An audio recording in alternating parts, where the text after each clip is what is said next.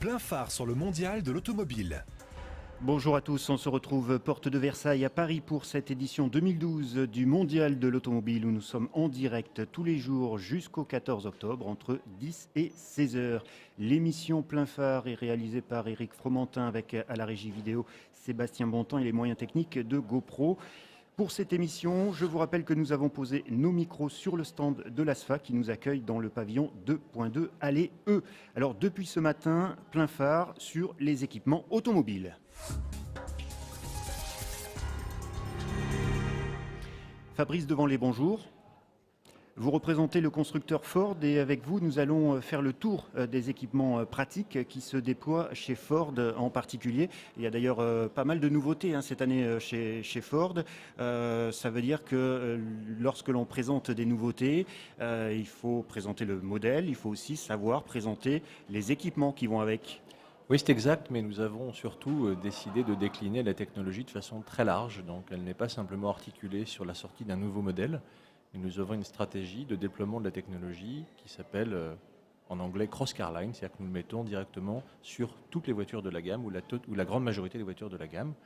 Et on va prendre un exemple très très simple qui est le principe de commande vocale qui chez Ford s'appelle Sync et qui permet via les commandes vocales de commander absolument tout, c'est-à-dire la musique, le téléphone, de recevoir des SMS ou d'en émettre, et de ne pas avoir à manipuler l'autoradio ou de ne pas avoir à manipuler les différentes commandes de la voiture, ni même votre téléphone. Et bien, ce système-là arrive à partir de septembre en série ou en option sur les véhicules de la gamme Ford que sont dans l'ordre Fiesta, Focus, C-Max, Grand C-Max, B-Max, Transit.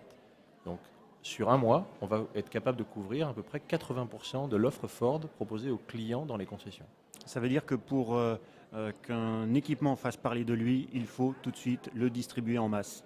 Alors, il y a deux choses. D'abord, pour qu'un équipement fasse parler de lui, il faut le distribuer en masse, mais surtout pour qu'il y ait un vrai impact sur l'acquisition de la technologie, l'utilisation de la technologie et les bénéfices de la technologie, bien souvent la sécurité, il faut le proposer au plus grand nombre le plus vite possible, parce que sinon, ça ne sert à rien.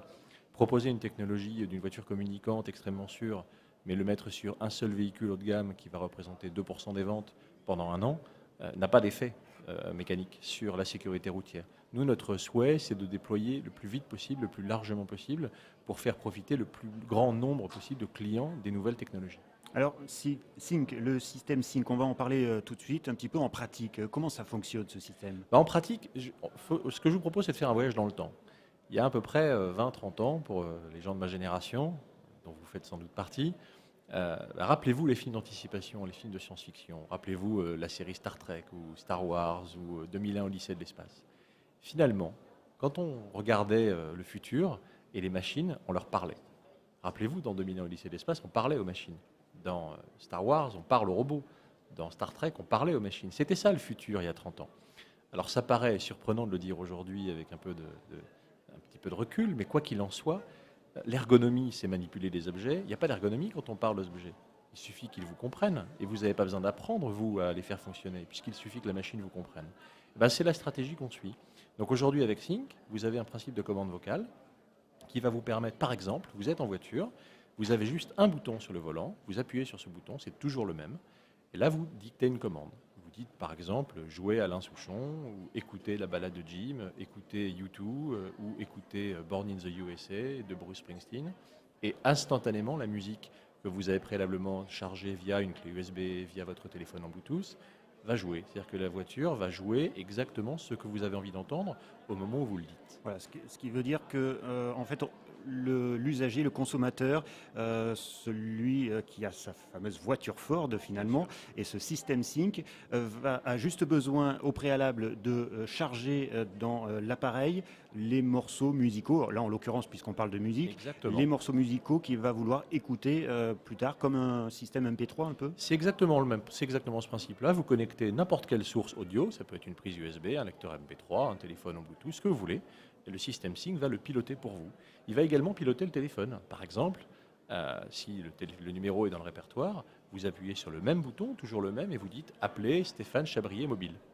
À ce moment-là, il va connecter directement, et vous n'avez pas besoin de pianoter votre numéro, de chercher, il va appeler directement. Vous n'avez plus besoin de manipuler les objets. Lorsque vous recevez un SMS, il vous informe que vous avez reçu un SMS, il vous propose de vous le lire.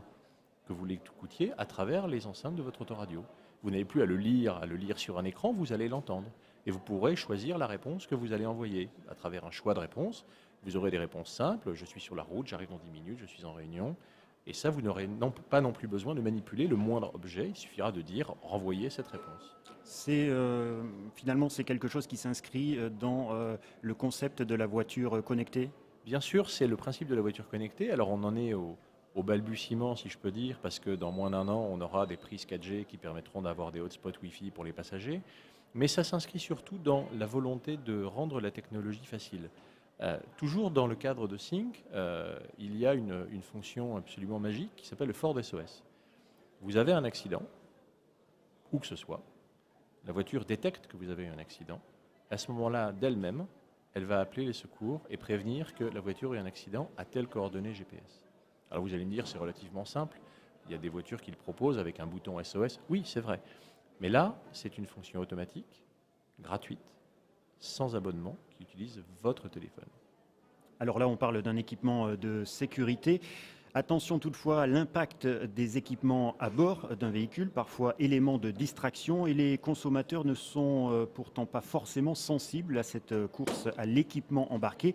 Et on va écouter tout de suite Flavien Neuvy, qui est responsable de l'Observatoire de l'automobile. Les clients ne demandent pas forcément tous des voitures suréquipées. C'est un peu le chemin qui a été pris ces dernières années, toujours plus équipé, toujours plus suréquipé. Des options qui sont quasiment devenues des équipements de série et donc du coup des voitures plus chères. Et les automobilistes, eux, ne disent pas qu'ils ont besoin de voitures suréquipées. On en a 55% qui nous disent même on peut enlever quelques équipements si ça fait baisser le prix de la voiture. Donc pour les constructeurs, la difficulté, elle est là, sachant qu'ils se battent beaucoup sur les prix. Ils font beaucoup de promotions de remises. Mais ils le font parce que ça marche. Alors c'est vrai qu'en ce moment c'est difficile, mais c'est un levier qui est absolument essentiel et qui globalement marche bien. Alors Fabrice Devanlé, comment on fait? Parce qu'effectivement on est quand même dans un contexte un peu de crise, les gens regardent bien entendu les prix avant d'acheter. Lorsque l'on met des équipements dans une voiture, ces équipements ont un coût. Comment on peut évaluer finalement la limite à ne pas franchir? Alors d'abord, sur la notion de coût, c'est très simple. Chez Ford, on a une stratégie qui est limpide par rapport à ça. C'est que comme on propose la technologie sur le plus grand nombre de voitures possible, on peut se permettre de la vendre le moins cher possible parce qu'elle est amortie plus vite. Quand vous avez un véhicule haut de gamme et que vous proposez une prestation avec des équipements électroniques très très sophistiqués, vous en vendez peu, vous les vendez cher, donc c'est relativement simple. Chez Ford, par exemple, la voiture la plus vendue dans le monde, c'est la Focus. Elle va représenter à elle toute seule entre 1 et 2 millions de ventes par an. Et nous avons introduit d'office sur cette voiture un panel de technologies de système d'aide à la conduite. Pourquoi? Parce que comme c'est la voiture qu'on vend le plus, c'est là où on peut amortir le plus vite l'investissement et donc proposer des technologies pour le moins cher, en tout cas pour l'investissement le plus faible. L'autre exemple, c'est Mikey. Mikey, c'est un système de contrôle parental. Pour vous donner un exemple, ça vient également des États-Unis. Mikey, c'est une petite clé que vous allez pouvoir paramétrer lorsque vous allez prêter votre voiture à un jeune permis ou à un conducteur non expérimenté de votre foyer. Et vous allez paramétrer quoi? Vous allez paramétrer le fait que la vitesse maximum que le véhicule peut atteindre, c'est celle que vous aurez déterminée. Vous aurez paramétré également une alarme de survitesse en disant à partir de telle vitesse, je t'alerte que tu roules un peu trop vite. Par exemple, au-delà de 90 km/h pour un jeune permis, en théorie, il n'a pas le droit de les dépasser. Vous allez pouvoir limiter le volume maximum de l'autoradio. Vous allez pouvoir interdire le fait de désactiver les systèmes d'aide à la conduite, le SP ou le freinage automatisé en ville. Vous allez indiquer, via une indication anticipée, le passage sur la réserve du carburant, de façon à ce que les gens sachent qu'il est temps de refaire le plein. Et tout ça, c'est gratuit puisque cette série sur la Fiesta. C'est un peu comme si on embarquait un tuteur avec nous pour la conduite automobile. C'est un peu comme si on embarquait un tuteur, mais surtout comme c'est programmable, au fur et à mesure de l'expérience acquise par le jeune conducteur, vous pouvez changer les paramètres pour lui donner plus de liberté. Fabrice Devanlé, je vous coupe puisqu'on nous demande l'antenne, on nous demande la parole à Dijon pour une information trafic. Pour un obstacle sur les voies sur Autoroute Info, débris, morceaux de fer sur les voies de l'autoroute A6 en Saône-et-Loire. Vous êtes concerné si vous allez en direction de Lyon, c'est après le kilomètre 337, après la sortie 26 Chalon-sur-Saône. Un patrouilleur se rend sur place. Information à suivre sur Autoroute Info. Fabrice Devanlé, concernant Mikey, ce système, quelle est l'acceptabilité sociale de ce système ? On ne le sait pas encore parce que le système existe aux États-Unis depuis 3 ou 4 ans, très bien accepté, puisque là-bas, on a le droit de conduire à partir de 16 ans, donc il y a une vraie pertinence par rapport au jeune permis. Mais plus que le jeune permis, mettons-nous à la place d'un gestionnaire de parc qu'il y a une dizaine de voitures sur la route conduites par des jeunes livreurs, vous pouvez également faire en sorte de paramétrer un certain nombre d'éléments de sécurité pour que ces gens-là qui conduisent votre voiture, qui représentent l'image de votre entreprise et qui doivent être respectueux du code de la route et prudents sur la route, vous allez les inciter à l'être, ou en tout cas faire en sorte qu'ils le soient parce que vous n'allez pas leur laisser le choix. Bien entendu, il s'agit de quelque chose qui restreint un petit peu les libertés de conducteur, mais au final, être conducteur, c'est pas avoir le droit de conduire. C'est passer son permis à être conducteur, c'est devoir respecter le code de la route, devoir s'inscrire dans un usage partagé de la route. Donc là, ça permet simplement d'accompagner les moins expérimentés pour qu'ils le fassent dans les meilleures conditions possibles, de retirer toutes les sources de distraction, de faire en sorte que la route soit plus sûre. Là, derrière vous, c'est intéressant, il y a lutte contre la somnolence. Un accident sur 3, c'est lié à l'endormissement au volant.